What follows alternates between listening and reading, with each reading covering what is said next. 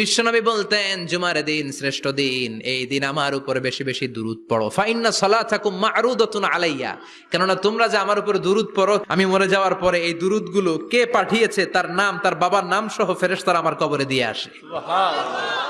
সাহাবারা বললেন, ইয়া রাসূলুল্লাহ কাইফা সালাতুনা মা'রুদাতুন আলাইক, আপনি মরে যাওয়ার পরে আমাদের দুরূদ কেমন করে আপনি দেখবেন? ওয়াকাদ আরিমতা, আপনি তো পচে গলে মাটির সাথে মিশে যাবেন। বিশ্বনবী বলেন, ইন্নাল্লাহা হাররামা আলাল আরদি আন তাকুলা আজসাদাল আম্বিয়া, নবীদের লাশকে খেয়ে ফেলা, নবীদের লাশকে পচিয়ে ফেলা জমিনের সব মাটির জন্য আল্লাহ হারাম করে দিয়েছে। নবীদের লাশ পচে না, নবীদের লাশ গলে না।